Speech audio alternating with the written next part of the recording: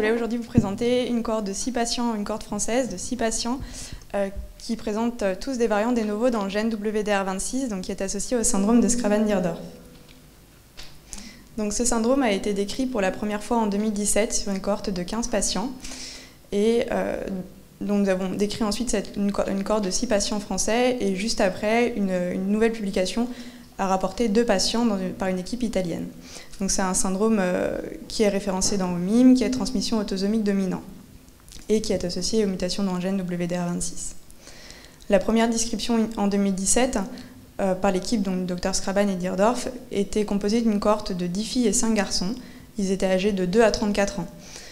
Ils présentaient un phénotype commun qui associait un retard de développement à une déficience intellectuelle. Tous présentaient une épilepsie. Tous présentaient également une démarche anormale qualifiée d'ataxique. La majorité d'entre eux présentaient aussi des anomalies du système nerveux central, une hypotonie, des troubles du comportement ou des traits autistiques. Il était noté pour tous les enfants un comportement amical, une personnalité joyeuse, et ils présentaient une dysmorphie qui était relativement similaire, avec notamment des traits grossiers, des joues un peu pleines, des sourcils anormaux, une racine du nez déprimée, des narines antéversées, une pointe du nez bulbeuse, un maxillaire proéminent et une lèvre supérieure qui découvrait la lèvre supérieure, un arc de Cupidon peu marqué, des dents espacées et des gencives anormales, des gencives hypertrophiques. Donc les deux autres patients qui ont été rapportés en 2021 par l'équipe italienne de Turin étaient 2 filles âgées de 8 et 25 ans la dernière fois qu'ils avaient été vues. Ils rapportaient une particularité, c'est que la fille de 8 ans ne présentait pas d'épilepsie, alors que dans la cohorte de Schraban-Dierdorf, tous les patients présentaient une épilepsie à l'âge de 7 ans. Et pour une patiente, il était noté une hypotonie néonatale, ce qui était cohérent avec la description initiale, puis une force musculaire normale dans l'enfance et voire une tendance à l'hypertonie. Voici les 20 variants qui ont été à ce jour rapportés. D'abord, le gène WDR26, c'est un gène à expression ubiquitaire dès la période fœtale. Il code pour une protéine des domaines de répétition WD40. Et ces domaines ont des rôles divers dans les fonctions cellulaires, notamment la transduction de signaux, le contrôle du cycle cellulaire, le transport intracellulaire, l'apoptose. Donc 20 variants ont été décrits, 15 dans la cohorte de 2017, 2 dans la cohorte de 2021, et un variant non-sens, 2 variants faux-sens, dans des larges cohortes d'analyse d'exomes sur déficience intellectuelle ou troubles autistiques. On voit que ces 20 variants, donc non-sens, frame-shift, faux-sens et dépistage décrits, sont bien répartis sur l'ensemble de la protéine. Il ne semble pas y avoir de hotspot. En 2017, il était proposé des études fonctionnelles par l'équipe de Schraban et Dierdorf pour expliquer la pathogénicité de ces variants. Dans un premier temps, sur la figure de gauche, une analyse en RT-PCR avait été réalisée pour 2 variants frame-shift et un variant non-sens. Et il était montré que pour les variants frame-shift, il y avait une diminution significative du taux d'ARN messager, ce qui était en faveur d'un mécanisme de dégradation des ARN mutants. Ensuite, sur le diagramme de droite, une analyse en Western blot, toujours pour 2 variants frame-shift et un variant non-sens, avait montré une diminution significative du taux de protéines produites pour les variants frame-shift et une diminution moins importante, mais même significative, pour le variant faux-sens. Il a été conclu un mécanisme d'implant-insuffisance protéique. Voici donc la cohorte de 6 patients françaises que l'on décrit aujourd'hui. Donc, il s'agit de 2 patients qui ont été diagnostiqués au CHU de Rennes, 2 à Strasbourg, un patient à Caen, un patient à Besançon. Cette cohorte était constituée de 3 filles et de 3 garçons qui sont âgés de 18 mois pour la plus jeune à 16 ans pour le garçon le plus âgé. Ils présentaient un phénotype qui était similaire avec celui décrit en 2017. Tous avaient un retard de développement ou une déficience intellectuelle. L'épilepsie ou des convulsions ont été rapportées pour 5 patients sur 6. Des anomalies structurales du système nerveux central également rapportées chez la majorité des patients, l'hypotonie égale. La démarche anormale a aussi été rapportée par la majorité de nos patients. Tous présentaient cette personnalité amicale et joyeuse, et des traits autistiques étaient rapportés dans la majorité des cas. Sur les photos qui sont présentées des patients, on a également décrit une dysmorphie similaire avec celle décrite par l'équipe de Schraban et Dierdorf. On a relevé deux autres points particuliers, notamment des iris un peu larges par rapport à la fente oculaire et l'impression d'un pli sous-palpébral un peu plus marqué. L'objectif de cette cohorte était de détailler plus précisément le phénotype clinique de ces patients et de reprendre leur histoire. Donc, en période néonatale, il avait été noté un retard de croissance intra-utérin pour 4 patients sur 6, qui survenait soit au 2e, soit au 3e trimestre de grossesse. Chez un patient, il était associé à un hydramnios au 2e trimestre, et chez un autre patient, à un oligoamnios au 3e trimestre.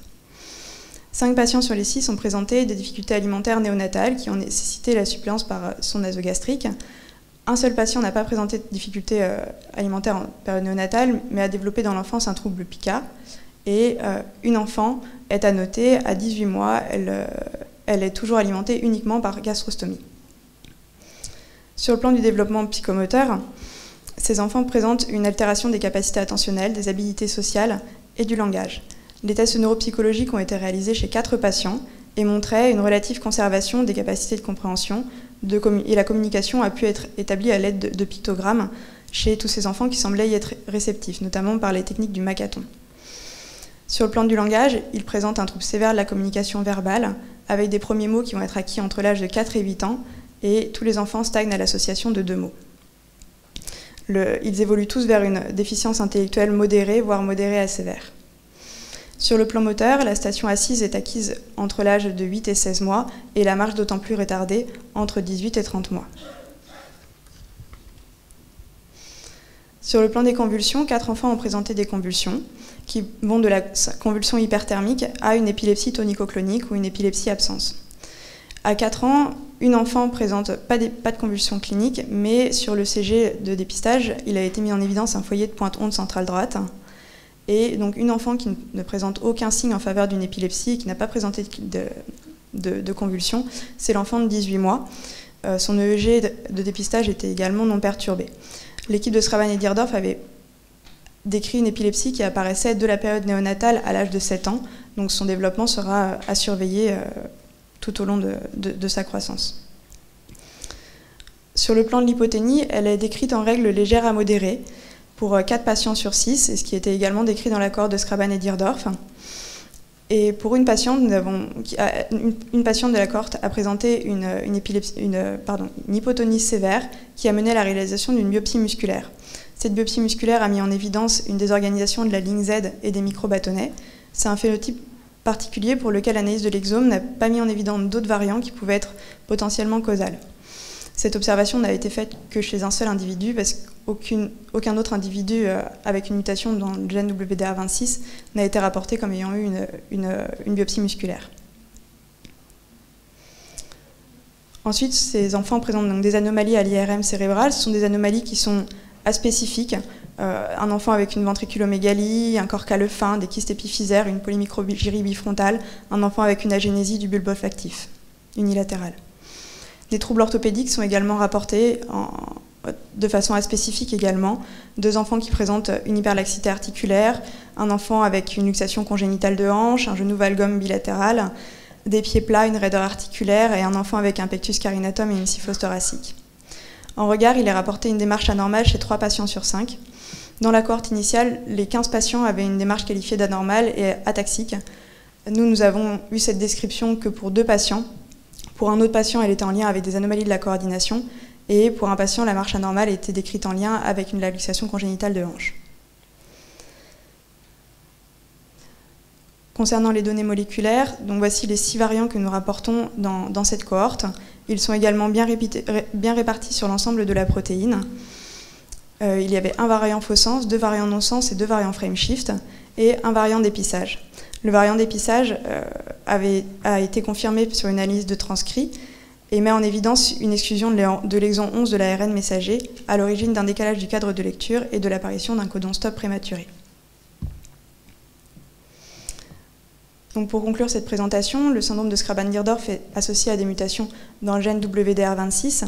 Il y a donc 23 patients décrits aujourd'hui dans la littérature, avec un phénotype relativement similaire qui associe une déficience intellectuelle modérée avec des traits autistiques et des troubles du comportement. Ils présentent des difficultés alimentaires en période néonatale qui, pour quasiment tous, ont nécessité la suppléance par une sonde nasogastrique. Ils ont un retard du langage qui est majeur avec des premiers mots qui sont prononcés après l'âge de 3 ans et un regard moteur qui, en parallèle, semble moins accentué. L'épilepsie est constante ou quasi constante et peut se développer de la période néonatale à l'âge de 7-8 ans. Ils présentent une hypotonie modérée qui est une hypotonie qui est en règle légère à modérée et tous ont des traits dysmorphiques similaires. Ce que l'on peut proposer pour ces enfants, c'est une orientation précoce vers l'orthophonie afin de prendre en charge les troubles de l'oralité et une surveillance orthopédique et neurologique rapprochée pour dépister toutes les pathologies associées et les prendre en charge le plus tôt. Pour conclure, je voulais remercier toute l'équipe de génétique du CHU de Rennes, des hôpitaux universitaires de Strasbourg, de Dijon, de Caen, de Besançon et du CH de Vannes pour m'avoir apporté les données pour ces patients et m'avoir aidé dans cette collaboration.